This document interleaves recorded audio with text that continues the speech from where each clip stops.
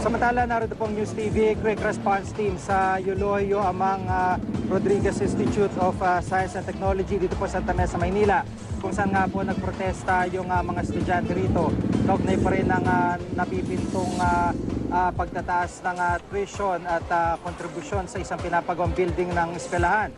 At nawi nga sa hunger strike itong protesta. Pero ang magandang balita ngayong hapon lamang bago po tayo magsahimpapawid ay nagkausap ng CHED, ang pamunuan ng eskwelahan at Student Council para maayos ang gusot at balikan po muna natin yung mga pangyayari dahil kanina giit ng pamunuan ng IRIS na pagsasagawa nila ng kilos protesta at pagbira sa eskwelahan ang ikinatanggal naman ng mga estudyante na yun nga po na pabalik na. May live report si Jay Sabale. Jay?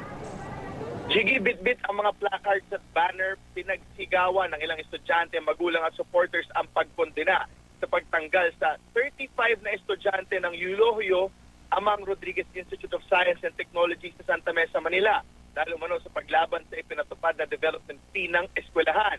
Ang dagdag singil ay para raw sa school building na ginagawa mula pa noong 2012 na hanggang ngayon ay di patapos. Nagsunog din sila ng mock waiver sa harap ng Valencia Gate na pinapapirmahan daw sa kanila upang sila ay makapag-enroll ngayong semester. Ayaw din nilang pirmahan ito dahil sa ilang probisyon na nakapaloob dito. Tulad ng pag walang suot na ID ay tanggal daw agad at ang pagbabawal sa kanila na magsagawa o pagsalis sa kung anumang kilos protesta. Para raw sa kanila ay pagsupil ito sa kalayaang ihayag sa mapayapang paraan ng kanilang mga hinaing. Dahil din sa pangyayari, sinimulan ng mga nagpo-protesta ang 5 araw na hunger strike sa harap ng IRIS.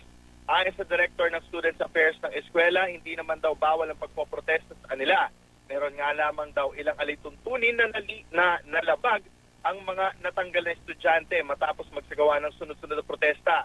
Ayon pa sa registrar, karamihan daw sa mga natanggal na estudyante ay pinayagan na nilang makapasok muli ngayong semester matapos makipagpulong sa kanila ang mga magulang nito at makakuha ng clearance. Ilan na lamang daw ang hindi pa qualified makapasok ngayong taon dahil wala pa clearance ang mga ito. Nilinaw naman ang pamunuan ng IRIS na di raw nila pinaiiral ngayon ang development fund. Hindi rin daw para lamang sa building na ginagawa ang singil, kundi para rin daw ito sa pagpapaganda ng pasilidad. Pinakita nila sa amin ng ilang classroom na pinaganda ang mga gamit, maging ang kitchen na ginagamit ng HRM students. Nakuha raw nila ang pondo mula sa development fund sa loob ng isang semester na pagpapatupad nito at sa tulong ng ilang politiko. Jiggy? Maraming salamat, Jay Sabale.